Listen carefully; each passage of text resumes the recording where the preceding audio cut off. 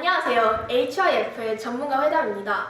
오늘의 주제는 관세 변동이 세계에 미치는 영향입니다.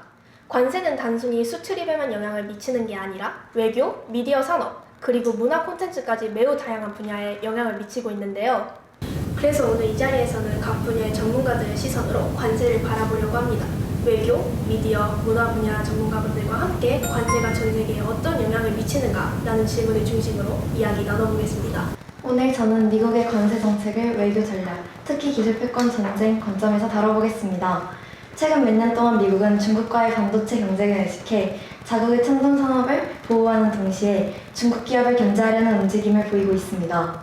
그 대표적인 방식 중 하나가 바로 관세 부과와 수출 제한인데요. 특히 중국 반도체 기업들을 겨냥한 조치가 많았죠.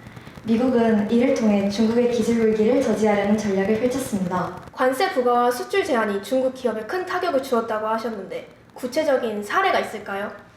네, 대표적인 사례로는 중국 전자제품 및 통신장비 제조 기업인 화웨이가 있습니다. 미국은 화웨이에 대해 5G 통신장비 수출 제한과 중국산 부품에 대한 고율 관세를 부과했으며 이에 따라 화웨이는 글로벌 스마트폰 시장의 점유율이 급감했습니다. 이로 인해 중국의 반도체 사립은 더욱 어려워졌고 미국은 관세와 수출 제한을 결합해 기술 위기를 저지 전략을 펼친 셈입니다.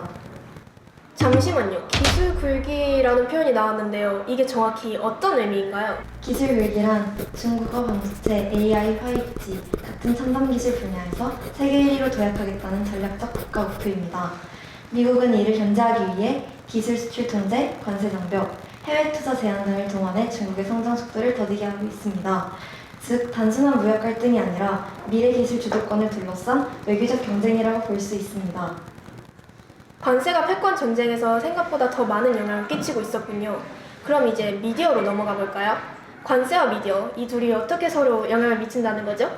관세는 콘텐츠 유통의 흐름을 바꾸는 중요한 변수입니다. 영화나 드라마 같은 콘텐츠가 해외로 수출될 때 관세가 높아지면 제작자 입장에선 수익성이 떨어지고 시장 진입도 더 어려워지죠.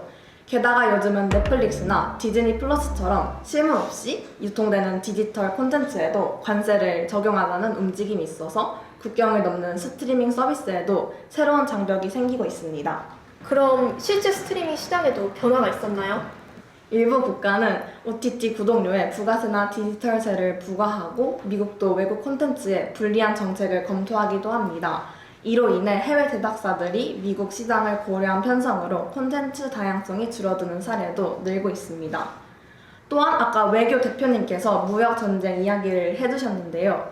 이런 보호무역 조치나 관세 분쟁은 뉴스나 다큐멘터리를 통해 자주 조명되곤 합니다. 이런 콘텐츠들은 단순한 정보 전달을 넘어서 대중의 인식에 직접적으로 영향을 미칩니다. 특히 어느 나라의 미디어가 어떻게 보도되느냐에 따라 자국 국민이 타국에 대해 갖는 감정이나 태도도 완전히 달라질 수 있습니다. 이걸 프레임 효과라고 해요.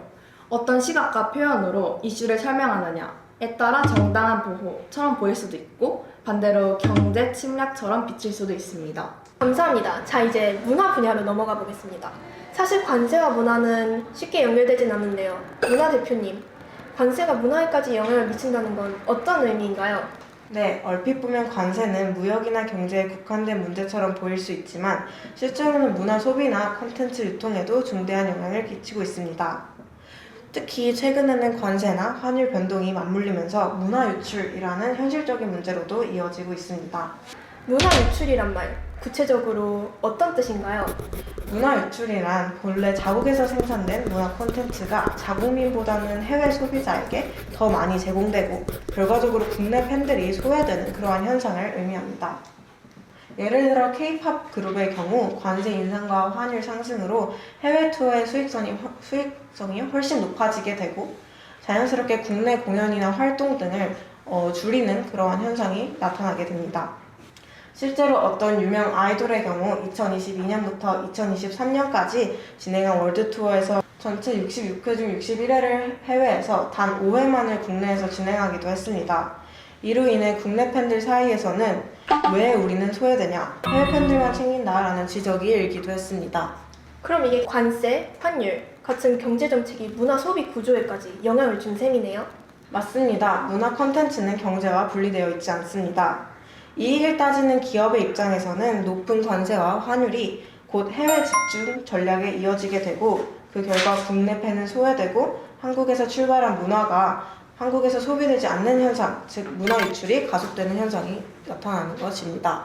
네, 이렇게 해서 저희는 관세 정책이 단순히 수출입에만 영향을 주는 것이 아니라 글로벌 외교 질서부터 콘텐츠 소비 방식 그리고 문화의 향유 주체에까지 영향을 미친다는 점을 확인했습니다.